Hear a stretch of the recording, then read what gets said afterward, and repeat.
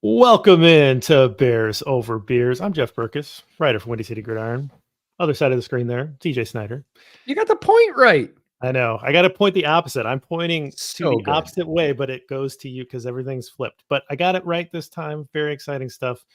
He's EJ Snyder. He knows draft stuff and other things. So we're gonna talk about the other things tonight. No draft talk, no draft questions yet. So Bears coming off of a win, and so no one wants to ask draft questions now. If the Bears lose another game here in the near future, maybe there'll be more draft questions. We'll see what happens here, right? We'll see if there's a trend. But we start it off every show talking about what we're drinking, and Mike Smith, who gave us a question on Twitter, which you guys can put in your questions for this show on Twitter. You can put them in on the website, wherever you want. Hit us up with your questions and we'll get to them on the show. But he is at beer_me_Smith. So, definitely like a natural fit to like Bears Over Beers. He wants to know what our favorite beers or bourbons that we have discovered in 2023. And I thought this is a really good question to kick off the show, because this gives me a really good excuse to bring on a bottle that I was excited to open but hadn't opened yet. But this is a distillery that is new to me. Like I knew about them, but I hadn't purchased anything yet. But then I visited the distillery. This is Peerless. I've already mentioned it on the show, but this is a new bottle. This is one that I have not had yet. I'm just opening it tonight. It is the Double Oak, which they use their rye for. Very exciting stuff. 109 proof. All their stuff's really high proof, which fits for me, or it's over 100 proof anyway. And then they market their stuff, this is a little bit of Mad Men here, EJ.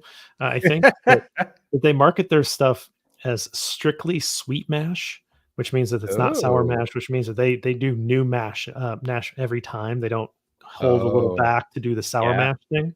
But I'm wondering how many bourbon distilleries do that, but they just don't talk about it. Whereas these guys make it like a marketing feature, which reminds me of the Mad Men episode with the tobacco, the cigarettes, like the toasted whatever. Anyway, find that interesting, but really good stuff. Have enjoyed everything I've had from them, and I'm really excited about this bottle. You answer the question, and what did you bring on? Oh, okay. If we're going just beers or bourbon, I'll go bourbon. When I was at the draft in Kansas City, I got to go out to the Holiday Distillery, oldest distillery west of the Mississippi. And they had just launched their Holiday Soft Red Wheat bottled in bond. And so I got to try that with the head of marketing for the distillery. He was very generous with the bar pours, along with many of their other offerings, but that was new for them. I think it's really good because there's as many flavors of bourbons as there are beers, I think, in terms of, what you want to use them for, where they fit in your either seasonal rotation. And the soft red wheat I like because you could, drink it. I tend to like it over ice. You could drink it over ice just fine, but you could also taste all the flavors and notes that would work really well in many bourbon-based cocktails or cocktails that will accept bourbon as a substitute. And you thought, oh, this would bring something. This would add a little bit of flair without like overpowering. I like all the holiday stuff, but the soft red wheat was new for them at that time. So new last spring. It's been out a while now. They're making Christmas cocktails with it now that look pretty cool. So if we're just talking bourbons, I would say that. I did not bring on a bourbon. I actually brought on a rum. Here we go. But this is one I've been looking at for about a year. This is Kniche Perfection. It is Panamanian. They call it their double wood version. So it is I would say mid to high priced offering in their line, but that only makes it about $50 because it's rum. But it starts off in, strangely enough, bourbon casks and then gets shipped across the Atlantic and finished in brandy casks. So it is double finished, and it starts off, I just had my first shot of it last night. It starts off fairly straightforward, tastes like rum that ended up in a bourbon, in a wood cask. That's fine. And then you get this crazy trail note of brandy that just kind of takes you on a ride. So really interesting stuff if you like rum. And then to wash that down, this is just complete whiplash, Chinese beer. This is Lucky Buddha beer. Interestingly enough, it has no label, has a little bit of printing on the back of the bottle, but it has no physical label. And it has a Buddha in the It glass. doesn't need a label with the bottle. No. And yeah, it's got a Buddha bottle, which is pretty cool. It is like green glass beer, green glass, Asian lager beer. So if you have had Asian lager beers out of green glass, you know roughly what they taste like. They have a little bit of sweetness to them. There's a little bit of skunk, depending on how long it's been in the bottle. But it's, it's clean, clear drinking Asian lager, and it comes in a fun bottle. So that's what I got. Awesome. Just took my first sip, and I think that's going to be a fun bottle. So, oh, you think so? Oh, this is a neck pour too. It's a neck pour, so only going to get better from here. But already first sip, pretty good. I want to start off the show talking about an article that I put out this morning, and basically this was. I just want to set some expectations here. No, I'm laughing about the rum. Okay, because you think you're done, and then you're not. It just keeps going. Well, what else keeps going is the amount of things that you can look at with this Eberflus staff and kind of go, huh, yeah, I guess I didn't realize it was that bad. And one of the things that you quickly realize when you look at Bears playing the Lions this week, and then they got the Vikings next week, and then they got the Lions again. So they got 3 straight NFC North games coming up. And I was like, okay, pretty sure he hasn't won one of these yet. And I look at it. Okay, nope, he hasn't. He's 0-8 against the division. And okay, the Lions are playing pretty good football, and they look like the front runners in the North, of course, and look like they could actually compete here for pretty deep in the playoffs. So those games aren't going to be easy. The Vikings are not dead. I mean, they're playing pretty tough. And then you got the Packers to end the year, and they're not playing very good football, but they could very, very quickly go to an 0-11 mark against the division. And so I thought, okay, let's go back and look at, since the start of the NFC North, what are these other Bears coaches that most of them haven't survived very long, right? I mean, Duran he was the first 2 years of the NFC North before he was let go. They brought in Lovey. Lovey was here for a while. And then you had this quick succession of coaches that we've all gone through here lately. And, all of them have at least won some games against the division, and so there's only one other year where there was an 0-6, and that was the last John Fox year. He went 0-6 against the division in his 3rd year. And Eberflus did that in his 1st year. And I get it. Oh, he was brought in for the rebuild and the tank. That's expected. But we may be coming into some pretty scary territory here really soon. If the Bears drop these next divisional games, again, we could be looking at Eberflus at a 0-11 divisional record. And all of this positive talk about, well, I could kind of see Eberflus coming back and everybody coming back if they win X number of games, or if they do this, right? And they're just setting these expectations. And so one of the things that I didn't get to in the article, because I thought I don't want to unload everything on this guy, right? But something I want to do is I want to ask people, I want to ask Bears fans. So if you're listening, if you're thinking about this, would you trade this coaching staff for Matt LaFleur and the Packers coaching staff? Would you trade this coaching staff for the Lions coaching staff, Dan Campbell and everybody that comes with it? Would you trade this coaching staff for Kevin O'Connell and everybody that comes with it? And I think if you're being honest with yourself, you would instantly trade Matt Eberflus and everybody on this staff for any of those 3, and you'd be very happy. Mm-hmm. And that is the real question, because if you can't win games in your division, you're not going anywhere. And if you're not a better coach or a better coaching staff than anybody else in your division, what are we even doing here? Completely agreed. We played this game on bootleg today with some bad teams and quarterbacks instead of coaching staffs, and we did the same thing. Okay, if you think he's not a great quarterback, would you take him in, anybody they got over anybody they got in Cleveland right now? Would you take him over anybody the Giants have? Would would the Jets win more games with that defense if they had X starter? And it's a good way to sort of, again, look around the league and say what's what. And you're right. It starts in the division. If you cannot win division games, you are uphill from moment one. From the moment the season starts, you are fighting for a wild card. And that is a rough way to go through life. You need at least the hope that you can win your division. And if you are being outcoached by all the teams you face, all the other 3 teams you face, it is not a winning proposition. Absolutely. Bears fan 131 in the comments, live on YouTube. And again, if you guys want to join us live on YouTube every Wednesday night at 8 o'clock Central, he says this year sucks, but we could be Buffalo fans. They're having a rough year.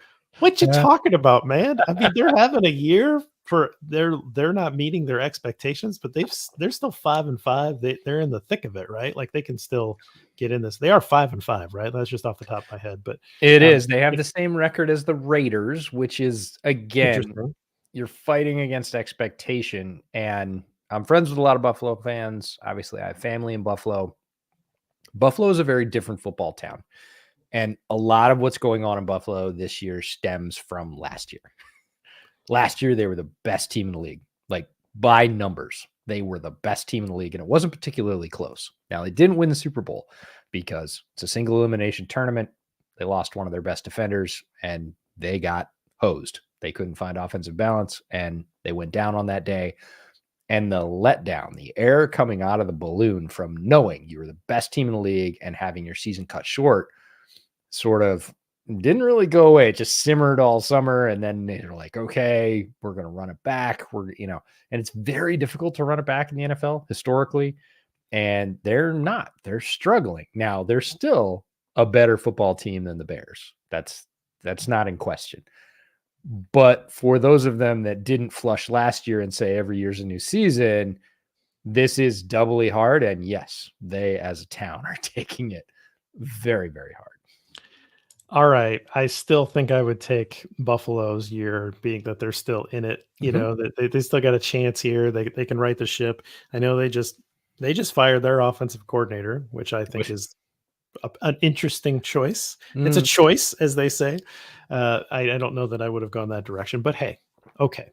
Maybe there's some conflict in the building that we don't know about, but I'm not sure that that's going to solve a lot of problems by getting rid of the offensive coordinator. But anyway, enough about Buffalo. I think the main point to take home here is that if you don't feel confident that this coaching staff can provide any sort of anything better than what you're getting in the rest of the division, then why are you trying to make a case to keep them? I just don't know what the percentage is of fans that are out there that are I don't like shuffling coaches. Like, I feel like we've seen enough.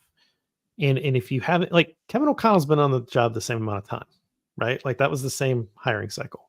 So, if you see him and his staff and you're like, oh, he's way better, then go out and get a guy like that, right? Like you don't have to keep these guys just because you hired them, right? You don't have to support that. You can say, hey, no, you know what? I want a new regime.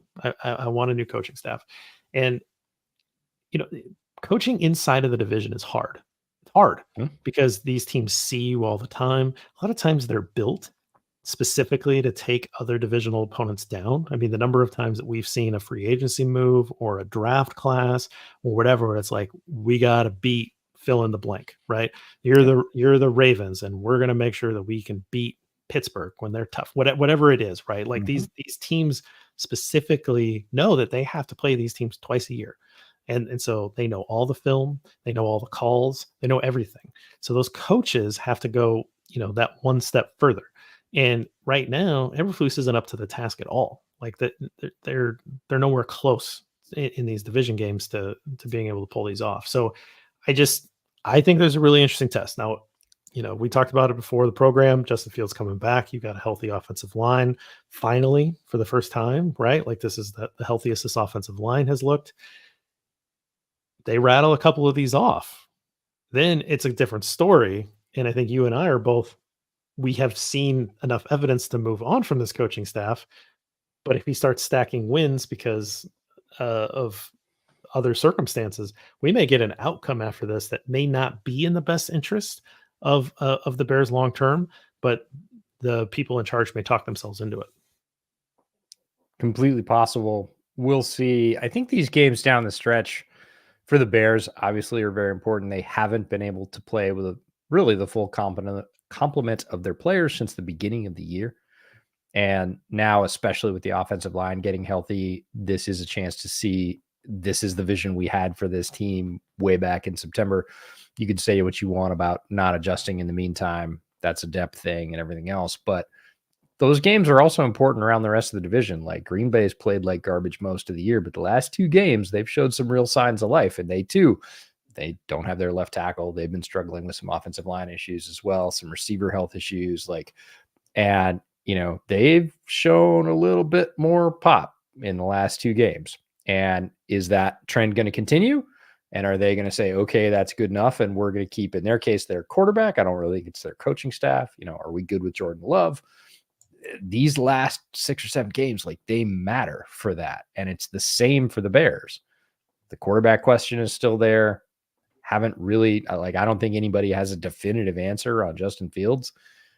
He got hurt. There was very little protection. The scheme was not great in the beginning of the year. Are we in a better place? Can we get a more clear picture over these last 6 or 7 games? I hope so. And it's the same for the coaching staff. Are they showing enough, especially with development? If you cannot develop young players, it's just like you said, winning the division games. If you can't win division games, you're not going anywhere. If you can't develop young players, you're not going anywhere either, because draft picks are going to stay static. And I haven't seen a lot of good movement from this particular coaching staff on developing young players. There's a few, and that's 2 or 3 that have shown some improvement, but those are both things that worry me a great deal. Yeah, completely spot on there. You're not necessarily seeing those things that you want out of the player development, but coming back, if you can't win divisional games, so I'm putting a lot of pressure on these next 3 games, right? 2 against Detroit, 1 against Minnesota, 2 of them on the road, right? The next 2 are on the road. I get it, but again, you get to this point and you're 0-11 against the division. I just don't see. He rattles off a win against whatever random quarterback the Browns are playing at that point, or beats Arizona, who's one of the lesser talented teams in the league, or a Falcons team that should be better than what they are. I don't know what the heck's going on with Atlanta, right? You beat those teams.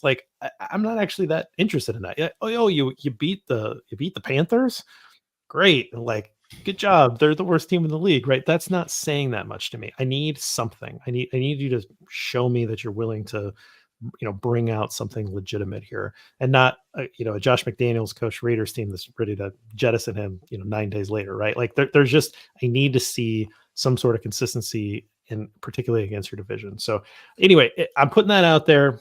We're going to see that here soon in the next couple of games. I think everybody needs to keep that in the back of their mind, of what the record is and what he can show over the next few weeks. But let's move on to a little bit more of a fun topic. So we got another question from Ethan Phelps. He is at Terribly Funny 14. Terribly Funny 1 through 13 were taken. So favorite Bears alternate uniforms. That's his first question. And then he says, what's on your new stadium wish list? Let's handle the uniform stuff first. I don't know if you have many stadium needs here, but I'm a uniform guy.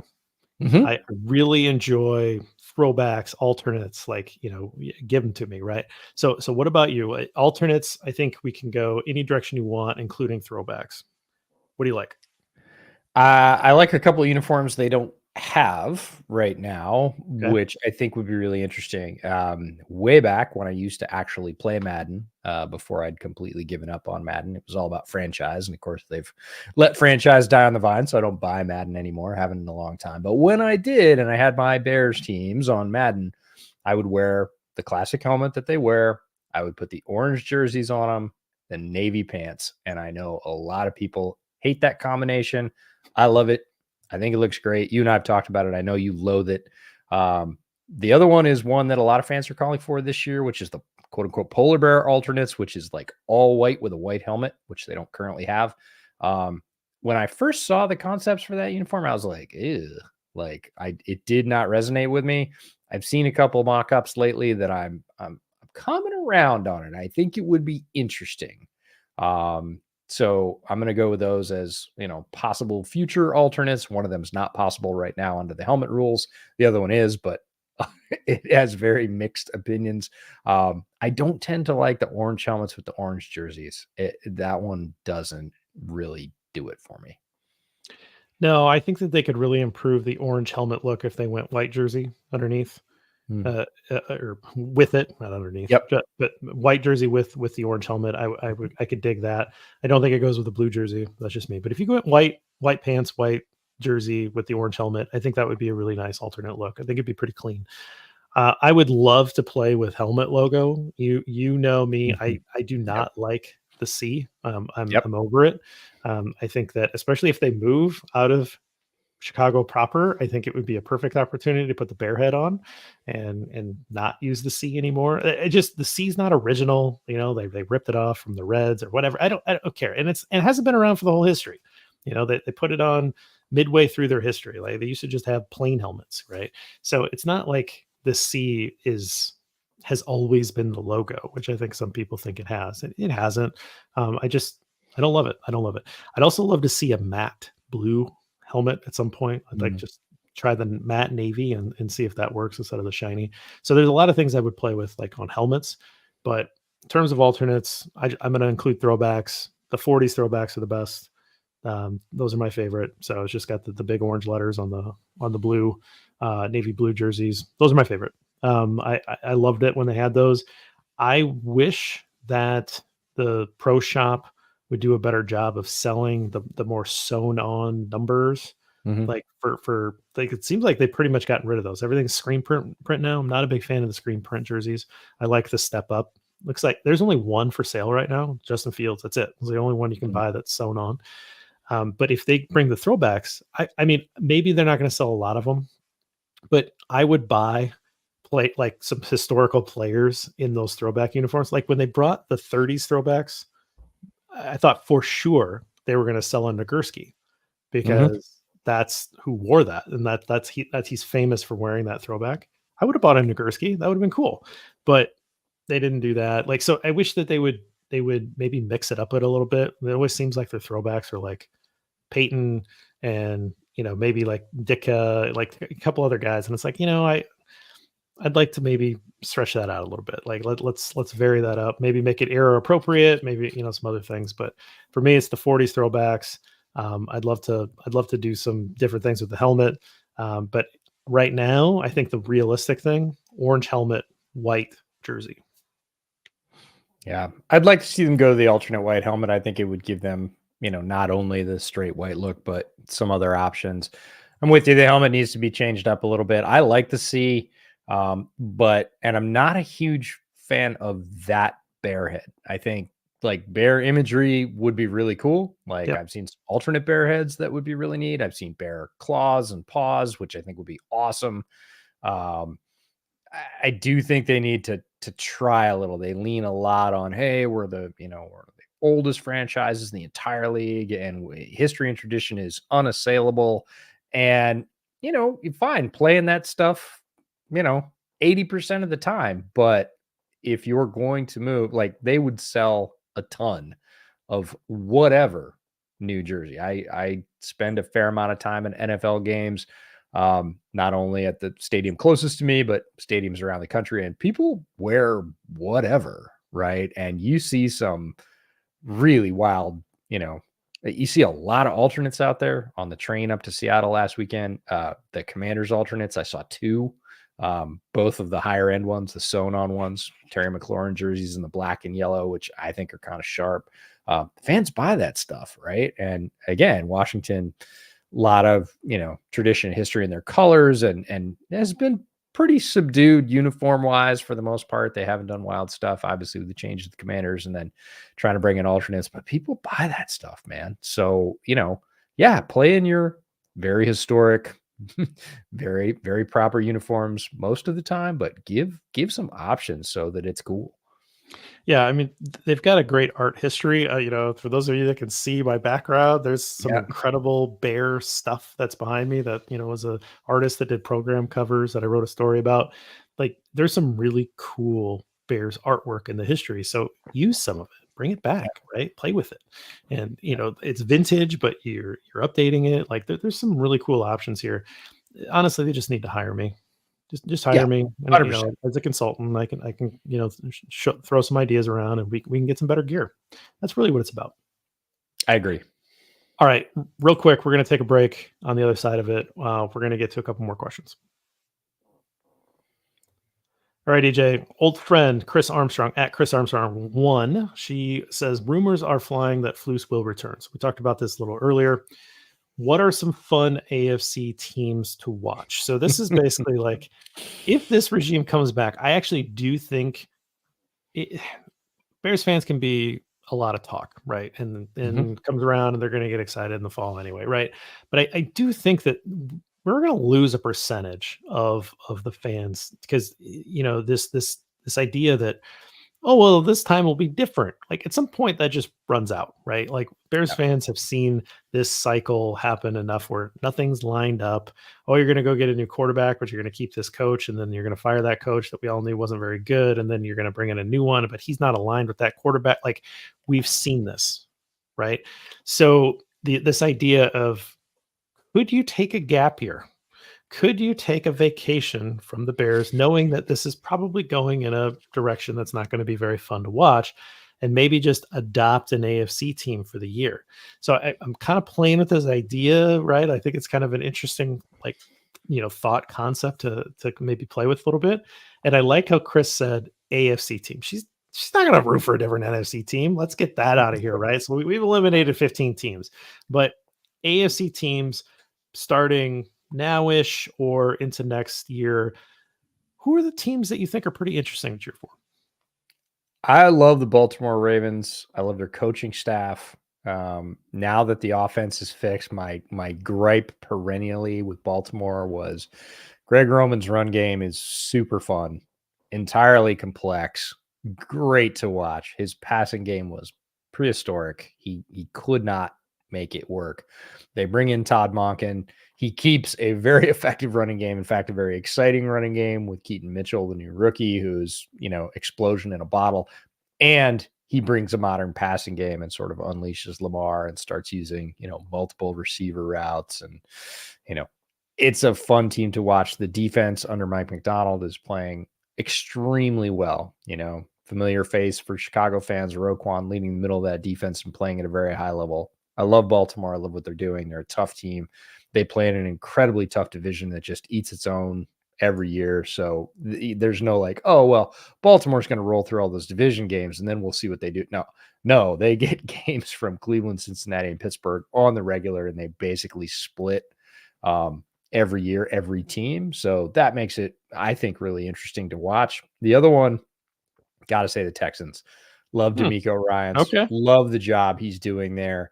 The, absolute rocket ride that CJ Stroud is on. I think a lot of people that don't follow, the AFC or Texans football don't understand like how quickly he's breaking through the roadblocks, right? He went from, okay, maybe he's a decent rookie starter to, okay, he might be the best rookie starter to, hey, he's actually a guy that, might win you a couple of games to, holy crap, he's playing better than, at least half of the AFC starter. And this is like every 2 weeks this occurs. And now it's like, he might not only win rookie of the year, he might be in like offensive player of the year consideration. Like if he keeps going, he's going to be. That's the kind of tear he's on. So love the coaching staff. D'Amico Ryans is great. Bobby Slowick's going to be a very hot name as the offensive coordinator. And they've got, fun playmakers. They drafted on offense. They need some help on defense. They've got a good and interesting defense right now. They need some more horsepower there, but like the arrow is pointed so far up on that team after, again, a very sort of Bears-like time in the wilderness with Jack Easterby involved with the team and, lots of calls for ownership to be turned over, which was never going to happen. But like, again, a very hopeless situation 2 years ago turns into D'Amico Ryans as your coach. You've got the best young quarterback in the game. You've got an exciting offense and a defense that's making plays, even though it's a little undermanned. Like that's an exciting recipe. It's interesting. I had a short list and I actually did not include them. I do like how you say Houston and rocketing. That worked for me. You know, Houston Rockets are a thing, so that was fun. There you go. I agree with you on the Ravens. One of the first teams I wrote down when I was thinking about this, and you have a Bears connection, which helps, right? You've got Roquan there, For sure. so there you go, right? Like, oh, you know, I get to see this guy be in the perfect situation, guy that the Bears Mhm. drafted, that you know always have the Bears as part of his career, so that's kind of fun, right? Um, Ravens are uh, incredibly well coached, and they're just in games, right? So you don't have to worry about the coaching piece because the coaching piece is figured out, and then you Solid. have an exciting quarterback. So that's a really good combination. If you can like, is it a good coaching staff and a good quarterback, or an exciting quarterback, or those are kind of the combination you're looking for. I Mhm. think that to me the Dolphins you have to mention because Mike For McDaniel sure. is so much fun and he's so refreshing. I mean, like, how many other coaching press conferences do you actually want to listen to? Right? Like, I mean, but he's one, right? Like he's one that you want to listen to, and he's very like honest, and he'll flip it back with the Did reporter. Do you see the one that he did in Germany? did you see the one that he did today? No, I haven't seen that yet. Okay, so one of the reporters asked, "Hey, could you describe River Craycraft skills, like one of their wide receivers who's coming back off injury?" His answer: Liam Neeson, a very particular set of skills. I love it. I It love it. was brilliant. It was so good. When he was overseas, he was taking questions from the pool, and Yeah. a guy like asked a very detailed question, a very good football based question, and he's looking around. He goes, "This is great. This is great. Are you hearing this? This is great." And he's like, "Hey, obviously, like you have an accent, and like so obviously you're over here, but like the detail of which you're asking is phenomenal. It's fantastic, right?" And so he Mhm. was just willing to just have that like honest. I don't know. I find him very fascinating, interesting, and then of course what he's doing on the field, the position that he's putting his players into to succeed. I'm not sure. Like, I know that there's some people that watch and listen to our stuff that really like Tua, and Mhm. I'm not sure that I think that he's like this perfect quarterback, but he's in the perfect situation for Tua. And so that part's cool, right? So to me, I think the Dolphins are that really fun team, and they're fast. They've got They they've are got the that most speed. They got the most speed and then you got a Chicago connection, right? You got for Vic sure. Fangio coaching the defense. Raheem Mostert was a Bear for like 5 seconds, right? Yeah, you got a cup of coffee in So Chicago for sure. there's that. I don't know if there's any other obvious Bears connections off the top of my head. I've liked the Chargers for a long time. I Mhm. like Herbert. I don't think But they if have the but if coaching you're staff. leaving the Bears because you're frustrated, You don't go to the Chargers. it definitely downgrades the Chargers as You a don't go to the Chargers. destination. Yeah. So I can't recommend that one. And then the other one, again, I think it's just because of the quarterback, but I think the Bengals are a lot of fun to watch because I think Burrow's really fun to watch, and Jamar Chase, that's an incredible connection there. And I love T Higgins. That's one of my favorite like non-Bears players to begin with. Anyway, I don't know that I love Zach Taylor and the coaching staff, I but I don't love Zach, but Lou Anarumo is one of the yeah, top great 4 defensive coordinator. DTs in the league, and every week, if you enjoy defensive football, which is hard to do in the modern NFL because the rule set is slanted against defense, and that's on purpose. Lou comes out and has his guys prepared every single week to play whoever they're playing. It is not at all a boilerplate game plan. It is a game plan specifically to frustrate the opponent, and he usually does that. He is a master at that. I really enjoy watching it, and I love both their linebackers because I was super high on Jermaine Pratt, and I love Logan Wilson, and those guys play the lights out. They're a lot of fun.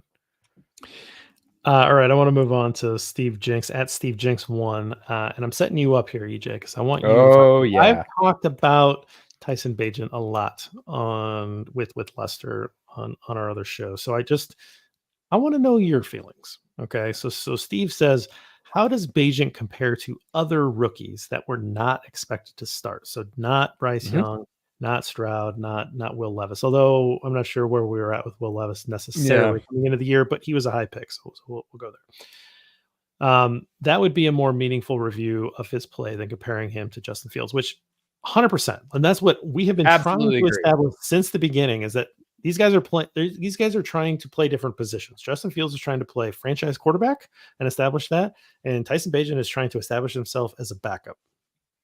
That's the truth. They are not playing the same position, if you will. They're not trying to occupy the same spot on the roster. But I want you to answer this question specific to Tyson Bagent versus other rookies that we're seeing around the league that maybe weren't the high draft picks.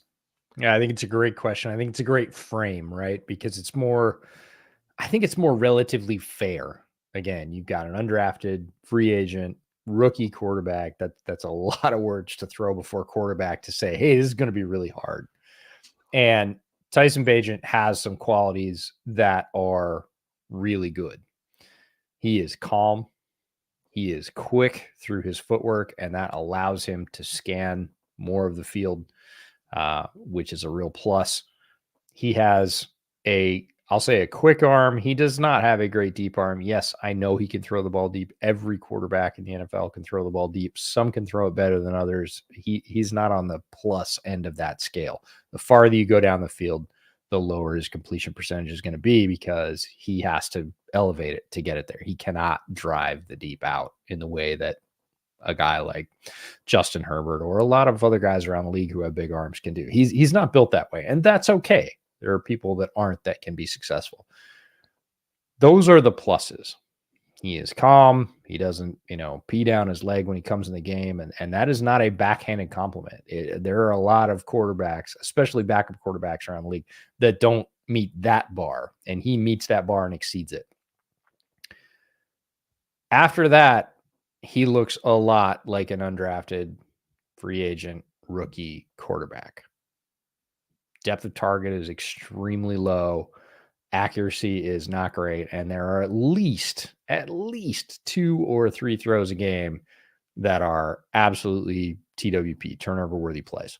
Like, he throws it right at defenders. He doesn't recognize the coverage. And that's typical rookie stuff. This is not pissing on Tyson Bagent. Like, I'm not here to do that. He achieved an amazing amount of success in a very short period of time, given where he started and where he is now. The fact that he even made the roster is amazing. The fact that he came in, started, and played well enough for the team to win some games, that's amazing. They didn't win the games because of him. They didn't win the games because of his completion percentage. In fact, he left a lot of meat on the bone in those games. Not surprising for a guy in his first start with that little experience coming from that level of play. So can he progress? Sure. Is he anywhere close to where he needs to be as what I would call mid-level or replacement starter in the NFL?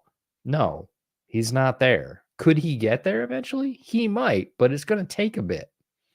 And again, you're right when you say he's not playing the same position as Justin Fields. Now, let's talk about other quarterbacks who were drafted this year. And again, drafted, so taken ahead of him because he was undrafted, but not expected to start. Aiden O'Connell was not expected to start. Jimmy G was a starter in Las Vegas. I'll take Aiden all day over Bagent. He is going to drive the ball down the field. He has a lot more experience at a much higher level of play in college, and we'll see how it goes over time. But right now, Aiden O'Connell over Bagent, not even a question. DTR, Dorian Thompson-Robinson, very experienced quarterback out of UCLA. Drafted as the Browns backup, not expected to start. Deshaun Watson just broke his shoulder. DTR is getting the start. They are not putting PJ Walker, Bear legend PJ Walker, in as the starter. They're going to give it to DTR. And I think that's actually the right call to see what they have there. Again, mid-round quarterback, one of those guys that learns every year, progressed every year at UCLA. And some people saw him early on and kind of made their mind up and said, that's what he is. He made strides every year. He got better. He made plays. He's seen a lot of football.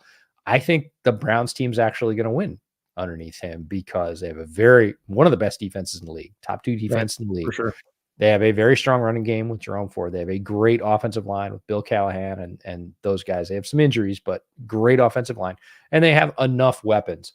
And DTR is a guy that can not make the big mistake. He's going to make rookie mistakes, but he's not going to be – the thing about Tyson Bagent is that the absolute killer is, maybe he could start looking farther down the field in a given play, but you cannot turn the ball over at the rate he turns the ball over right now. Like, that's a killer. You cannot go out, throw 2 picks and lose a fumble every game and expect your team to stay in it. Like, the NFL is way, way, way too close for that.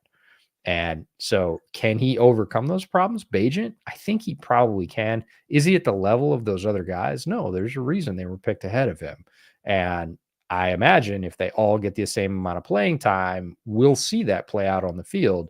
But right now, a lot of fans were like, well, we don't have anything else. It's him or Nathan Peterman. And honestly, I would rather see Bagent start than Peterman. But you know what my opinion of Nathan Peterman is as a professional quarterback. So that's not saying a lot. Yeah, a couple things. I think in modern NFL, like you said, you can't turn the ball over that way. If you do, though, you need to have this incredible explosive play offsetting that. Like, you have to have so many explosive plays where you're like, yeah, we got to live with a couple of these turnovers, but this guy's just gonna sling it around the yard, and he's gonna run for 80 yards every week. Like, this is a Josh Allen subtweet right here. This is exactly right. Right. This is a Josh Allen thing where, yeah, you can live with it because Josh Allen's going to make a bunch of hero plays. Now, Josh Allen gets himself into trouble and all that stuff. Like, he's got his own issues going on. But if you're looking at it from like a ledger and you say, oh wow, we've got some negatives here. Okay, look at the other side of the ledger. Is that other side of the ledger have a bunch of positives? Then you can kind of live with it. Does that ledger have not really any explosive plays, not really anything downfield? Well, then that's really bad. And that's what Bagent's giving you right now is like there's some negative plays and there's no explosive plays. Or if there are, it's because DJ Moore's just really good at football and breaks like 3 tackles and then has an explosive pass that he caught 2 yards beyond the line of scrimmage, right? Like, it's possible, but you can't really count on that. That's just a player making another big play for you. The other thing I want to talk about is arm strength. As arm strength things come up again, I've been giving Lester a hard time because he made this tweet about velocity at the combine. I don't even know where that came from, but like, you can see it on these deep balls, right? And like you said, he's got to kind of like loft it big time. He can't drive into it. And I'm thinking about it from the perspective of, again, let's go back to velocity of talking about a pitcher. And you say like, well, how fast does he pitch? And someone say, oh, well, he can touch 100 on the radar gun. I say, oh, okay. Can he throw that for a strike? It's like, well, no, like if he locates it, it's 90, 94, like, well, that's a big difference, right? Like, so, and I'm not saying Bagent can throw 100 or anything like that, but there's no real accuracy here. He's putting everything he can into it to get it into the general area. And I think those throws are there to try to keep the defense honest. I don't even know that he's trying to, I'm sure he's trying to complete them, but I think they're purposely taking a couple shots. They seem very predetermined to me. They don't seem particularly open. He's doing that, I think, to just kind of loosen up the coverage. And I mean, he almost getsy, like, I'm calling this, No, and I think that's probably the way that it's communicated to Bagent, which is, I'm going to scheme you up a 101, and I'm going to guarantee you it's a 101 because I'm going to drive the formation the other way, and I'm going to basically either make them break their defense to put 2 over the top of DJ Moore, or DJ Moore is going to be singled up, and I need you to throw it to DJ Moore. Like, if he's really well covered, throw it a little bit over his head out of bounds, but I need you to throw it to DJ Moore so that they know that we're going to throw it. And on those shots, interestingly enough, it's almost always the first read, first and only read. Like, he goes back staring at that guy and cuts it loose. It is predetermined. That is what you see on film when something is predetermined. And they say, unless he is triple teamed, you throw this ball. And so you can tell with the accuracy of those balls. I mean, it's not there. He's trying to just get everything he can on it. So again, it's the pitcher, like, well, what can he hit on the radar gun? Okay, well, what can he hit when he's actually trying to locate it? Can he throw that for strikes? Oh no, he has to kind of bring it down to this velocity to throw for strikes, right? And so I think you gotta kind of look, we watch this team way too much. Like, I just want to, like, for the record, we go back and we rewatch these games. We watch the All-22. Like, we spend way too much time with a bad football team. But there are questions out there that are legitimate, and you have to ask, well, okay, can this kid throw? And like you see these things, you're like, no, like there's a reason why. There's a Well, reason why. I'll say not right now, because arm strength, there is a, I don't want to say myth. There's a misunderstanding of arm strength. It is one of the things that can improve as people get in the league and get stronger. Drew Brees is a classic option. At Purdue, Drew did not have a very strong arm. By the time he was 3 years into the league, his arm was noticeably stronger. Like, you can get a stronger arm, whereas you can't get some other things. You can't typically develop a good sense of when pressure's coming from the backside. You either have that or you don't. Like, there's not a good way that I know of to develop that. And some quarterbacks just notably don't have that. And so it is a quality you can improve upon. And if he improves on his arm strength a little bit and gets a little bit more experience, I think he's got a long career in the league ahead of him, 7-8 years being a backup quarterback going around, because he is calm. He will run the offense. He will go through his reads. He does have some mobility. He's shown some toughness, which is really good. Like, I think all those are possible, but is he right now ready to, be a young and ascending starter? And the answer is no, he's not at that stage right now. He needs some time. And if you look at the history of guys that come from that undrafted free agent rookie quarterbackness, right, that he is, some of them have a little better pedigree than him, obviously, that became very, good starters in the NFL. It took time. These guys bounced around, right? Like they played football in different leagues even, and then came back to the NFL, or they were backups for multiple years before they really hit the ground. So again, like, he has enough that he's going to stay on rosters, because like you say, you're going to put in a game, he's not going to just freak out. And, the stage isn't too big for him, is a phrase that has been said in games that I agree with. Right. But again, like, when you say, oh, it's going to take some time, we might be talking about 4 or 5 years. That's the truth, is some of these guys, it takes that long until they get to that point where, like, oh, this guy's now actually kind of like a spot starter. Like, you could sign him for a year as a bridge quarterback or something like that. So just, let's have realistic expectations for this kid. That's all that my point has been the whole time. Like, he's trying to be a backup in the league, and I think he can do it. Okay, I don't have an answer for this, but I wanted to talk about this. So Chris Keating, he's at Chris K_DeBears. He says, "What's a more accurate acronym instead of HITS that truly captures Flus's approach?" And he offered PUTS. Now, here's the thing: on the show on Monday, I asked Lester, what was the joke going around about the T in HITS? Like, I saw it like as a meme, and I didn't understand, like, it didn't say takeaways like it should. It said the ball. And I was like, what is this? Why are people making this joke? I don't get the joke. And then it was revealed that that's actually what Eberflus did. Like, that's what he did. He changed takeaways to the ball, which is the dumbest thing that you could possibly do, is change an actual word that starts with that letter to the. Like, it just, I can't get over how dumb that is.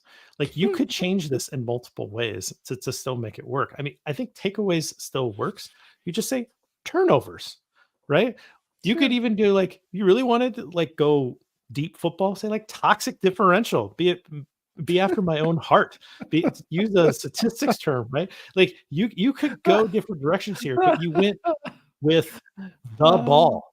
There can't be a more JB argument than what's occurring right now, period. And yeah, when it was revealed that T was the ball, I was like, well, that's appropriate, because again, there are things about Eberflus, and look, all coaches have things they're not good at, but he looks really overmatched, just kind of happy to be there a lot. And some of those guys, that's the way they are with the press or in their sort of quote unquote public persona, because they have to have that. And they're very different with the guys in the locker room or on the sideline or whatever else. He looks that way kind of all the time.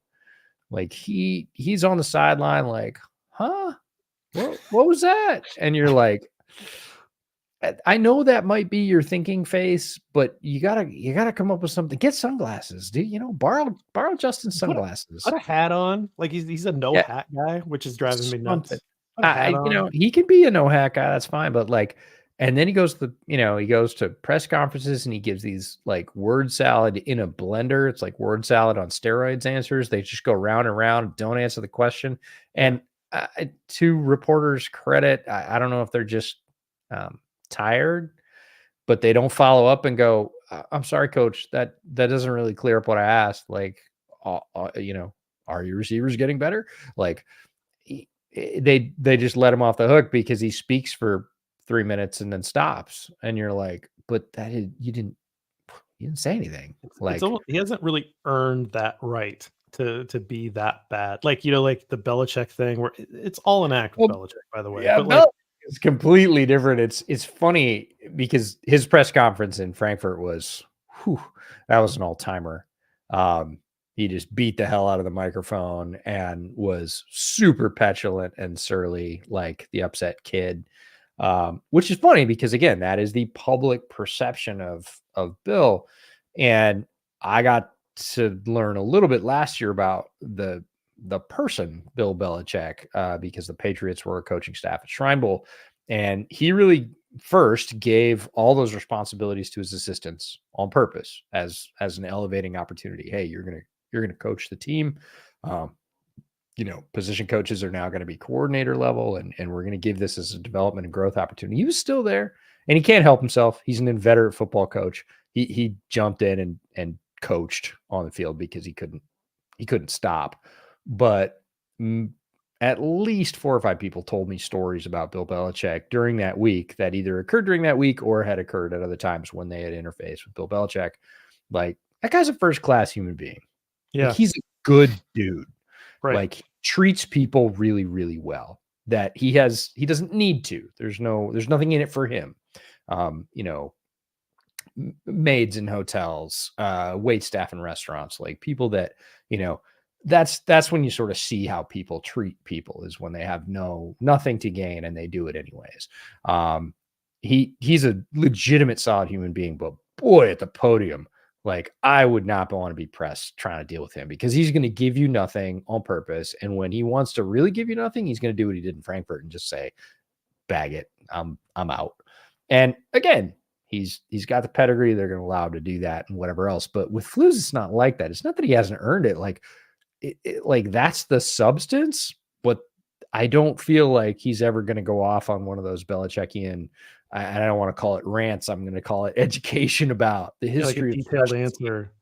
Very much what Mike McDaniel did when he was over in Europe. Like, I just don't think he's necessarily got that in him. Like, and so you start asking, like, okay, so yeah, you seem like you kind of have the locker room. Like, they're not openly rebelling, but they don't seem super happy either. We're not sure about your choice for assistant coaches. In fact, that's on really shaky ground.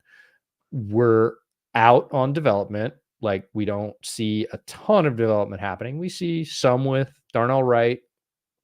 We don't see a lot with the 2 high defensive tackles you took. In fact, you're not even giving them a lot of snaps, which in a season where you're not going to win a lot of games, like, we'd like to see a little bit more. Like, so we're shaky on the young player development. And then, your stuff like the divisional record pops up and you're like, well, that's another check in the negative column. So what is it that, why would we keep you? Like, why would you retain this job? And I don't have a lot of answers in that column. What is it that you say you do here? So Chris is again, I got to give him a little bit of credit here. He clearly did his homework. He listened to the show, but he went with putts, and he said predictable, unimaginative, the game of football, which is a totally like, it's perfect. I love it, Chris. That very, very well done. And then 0 charisma for the Z. So well done, Chris. That was good stuff. This is for next week if we choose to do it. So, yes. So David Hunsaker 4 asks if we will do a Thanksgiving sides and desserts draft. We will, but I get to make the rules because screw your rules. Okay. All You right. don't get to ruin my Thanksgiving. You I ruin my agree to Halloween. your terms. Okay, cool. I agree to your terms, whatever they are. That's right. Just again, you only get I'm one not going to bar. do like one starch rules all starches. So if you pick a starch, you can't pick another starch because that's. I mean, I do think that maybe you should limit it to one potato, but like whatever, man. Like you get to make the rules. You're telling the You Irish have guy decided. limit it to one potato. This is not a great One start, type JB. of potato makes sense to me, but like It's whatever. You wanna draft why four you're not in potatoes. charge. You What wanna what we'll draft four do potatoes. is You we'll do that. start off with the kitchen tradition, which We're is already arguing. It's Thanksgiving already. I know we're gonna start it off with one shot of Irish whiskey in the kitchen, and then we'll have our draft. It'll go great. Sounds about right. Okay, so let's maybe see if we can recruit a third person in because it's We always should do I that. think drafts are better with three. So 100%. we'll see if we can recruit a third person in to do the draft. So Oh, I have an ask. I think I have someone that loves the Bears, loves food. I don't know if they're available or not, but I'll ask. okay, great. All right, so that's something to look forward to next week. Let's wrap around back to the drinks. I gotta tell you, man, You're loving this it? this is really good. I can't. I mean, it's. I know, like you generally the first pour from a new bottle isn't as good as the rest of the bottle because it opens up and breathes a little bit. When the first pour is really good, generally that means that you got a great bottle. This is really good so far. So if you see this in a store, don't balk at the price. If it's out of your price range, it's out of your price range. But like if you Sure. see this, go for And it. it's It's really good. Peerless, correct? Peerless is the distillery. This is their double oak, which is Okay. they use their rye to double oak I that. I will take a peek at that. The Caniche Perfection rum, double wood. This stuff is, if you've never had good rum, this might not be the place to start just because it's so incredibly complex because of the way it's finished.